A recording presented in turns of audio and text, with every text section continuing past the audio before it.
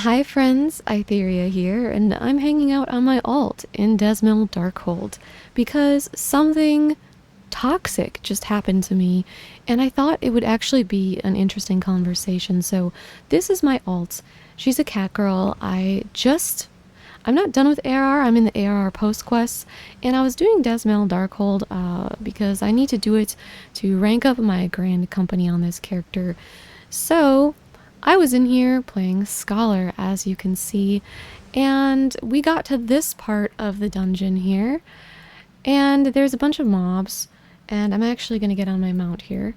Can go a little bit faster, but the tank decided to pull from here where the mobs start, and when the mobs are in here, there's like those Nyx frogs that you have the sticky tongue that pull you in. There's little floating things, and there's a bunch of exploding crystals. So the tank pulled from basically the beginning all the way to basically where the next boss starts. They stopped within still this cave-like area, but they pulled everything. Everything. And the problem with that, so you see here we go, is to the boss room. The problem with that is that this is a really awkward pull because you have these exploding crystals, so people have to slow down and stop to dodge some of these crystals. They don't want to run through it and get hit, especially this one right here, because these two end up overlapping. And I mean, if you want to take a hit, you can, but you will take like half of your HP off.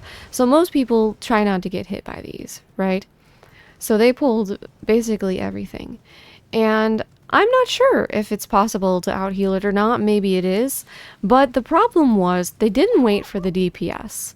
So I was here at the end somewheres, I think probably around here, they were standing, and I was basically expending the entirety of my kit. So as a scholar, you get this ether flow gauge, and you get 3 charges, and at this level, in Desmel Darkhold, you can only use it on Lustrate. You don't have Sacred Soil, you don't have Indom, you don't have Excog, you don't have any of that. You have Lustrate. That's the only gauge skill that you get. And then you get Whispering Dawn, you get Fey Illumination. You do not have Emergency Tactics at this level. And then you have Adloquium. So that's kind of the extent of the heals that I have at this level. And of course there's Succor, but that's not as powerful as Adloquium here, so you wouldn't want to use that unless your whole team needs to be healed. And then you have Physic, which is a little bit stronger than Adloquium, but it doesn't give a shield. So it's kind of a moot point, like whichever one you want to use. I think the only time you'd really want to use Physic would be if you're trying to conserve your mana here, but in general, you don't have a lot, right? At this level. You don't get some of your best skills like Sacred Soil, you don't get the Fairy Tether, you don't get Seraph, you don't get you don't get anything, right? You don't even have Dissipation. There's really not a lot here. So what happened was, especially because the DPS were not here, let me reiterate, the DPS were not here. I did my darndest to heal this tank. I threw all of my lustrates at them. And again, I don't have anything like recitation to like make my heals stronger. I don't have emergency tactics to make it I just have lustrate. So I throw all my lustrates at him. I've got Whispering Dawn, Fey Illumination, I got those going. And then I'm just spamming Adloquium because that's all I've got left. And things were going south, so I used Swift Cast to Adlo them, but I was just a smidge too late and they died. But the thing is, I couldn't have out-healed that with the kit that I have. I used every single heal skill that I have that's fast enough, and I just could not out-heal the damage. I wish I had the clip, but I didn't think to shadow play it fast enough. So unfortunately, I don't have the clip. But yeah, they died. We both died because there were so many mobs. And I was like, I sent in the chat, I was like, maybe wait for the DPS, and I put some XD, because I wasn't trying to be mad about it. I wasn't, at this point, I was not mad about it.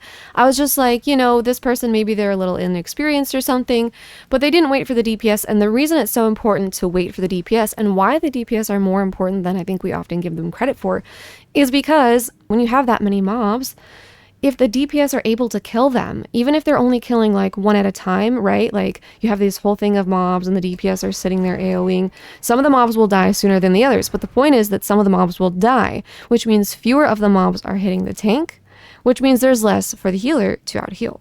That's the important part. But the DPS were not there. Like, the DPS, I will admit, in this dungeon, we're a little bit slow. They're running a little bit slow, but that's okay. It's like not the end of the world. I mean, it's not that hard to do a dungeon, guys. It's not that hard to just like see how everyone's playing, how fast or slow they are, and decide to pull more or less based on that. Like, it's really not rocket science. But yeah, they weren't really waiting for the DPS or really for anyone. I mean, I am an experienced player, so I tend to keep up with the tank to the best of my ability, and I'll use sprint and I'll do what I gotta do because I know I need to be near them and I need to be ready to heal them. So I always use sprint and things to try and stay with the tank, and that's why I was with the tank and the DPS were not, because I was like, ooh, this tank's booking it. And you know what? I appreciate a quick tank. I don't mind that. I don't mind it when the tank books it. But the thing is, you do still need, like, this is still a team game.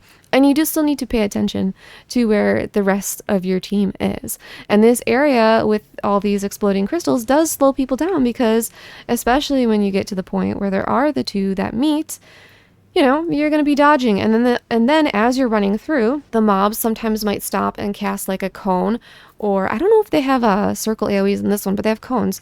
So there might be like multiple things you're kind of dodging as you're running through, and it does make it a little bit slower to run through. So what happened that was toxic was, obviously I said to the tank in the party finder, the party chat, I mean, I didn't even tell them to pull less, because I actually thought maybe we can do this. We just need to have the DPS with us. Like, we might be able to, like, I might be able to out heal this if the DPS are like here killing stuff. I wasn't really that pressed about it. I was just like, we need the DPS to be here. That's all we need. And they responded, one of the DPS responded saying, that sounds like a good plan. Like, they were really in agreement. And of course, this person came and said, or get better at healing. So they immediately blamed me, when you could argue that the fault was obviously on them, because they didn't wait for the DPS, and they pulled more than most people would pull in this dungeon. It's really not a good idea to pull that much, and if you're going to, you really want to make sure the rest of your team is with you.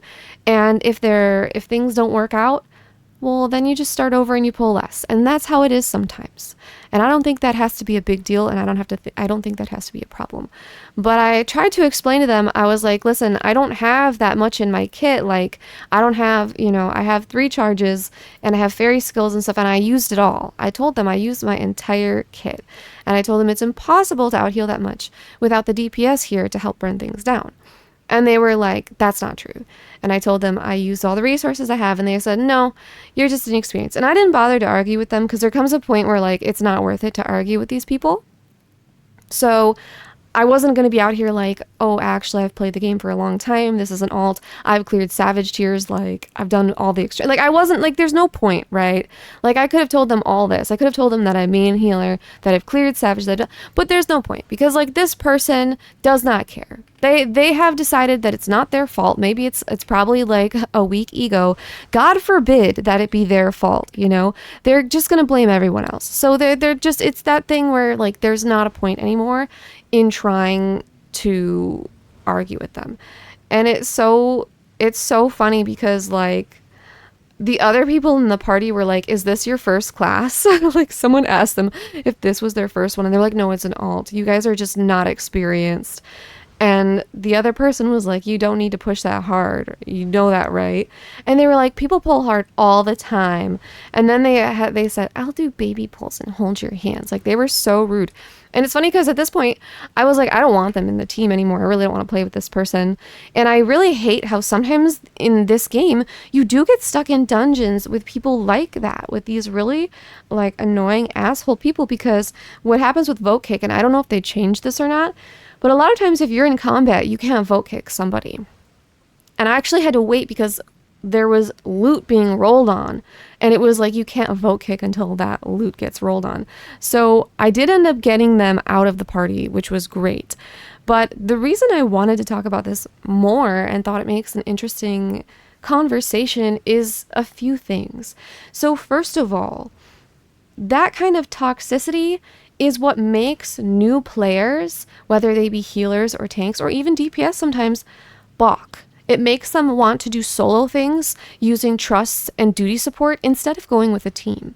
This is what makes new players say, I'm not cut out to be a healer. When you know what, honey? That's not true. I could not out heal this. Not without the DPS, at least. I could not out heal all of this.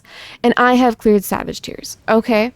So, like, you know what I'm saying? Well, I cleared a Savage tier, and I've done other Savage fights. But do you get what I'm saying here? Is like the idea that, like, I feel like as a new player, you wouldn't necessarily know that, and you might be quick to blame yourself because you know you're inexperienced, which is sad because in this scenario, this was not my fault. You know, this was their fault. They pulled too much and they didn't wait for the DPS. So that's just one part of it. The second thing is, let's say that you do have a scenario. Let's say that I was an inexperienced healer. Let's say that I haven't been playing this game for 3+ years.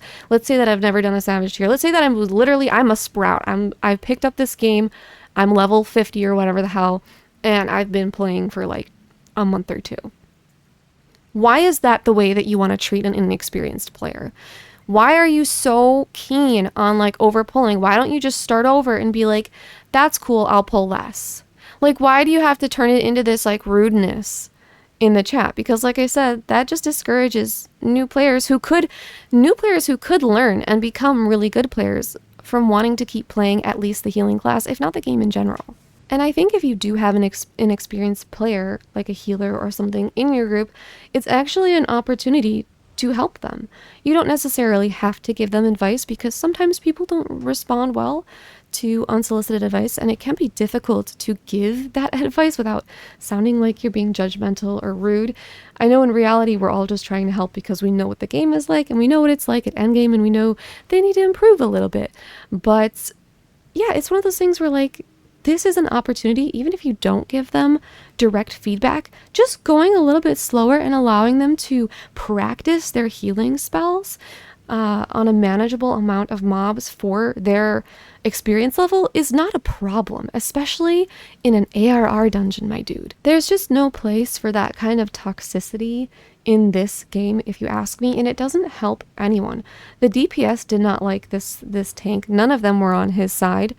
And like I said, if I were actually an inexperienced player, this would be something really disheartening for me to experience that not only would maybe make me not want to play healer, but might make me not want to play the game. Because it's like, if this is the community that's in this game, I'm not sure I want to be part of that. Or like I said, getting more people that just want to be in duty support, or using trust instead, which is sad.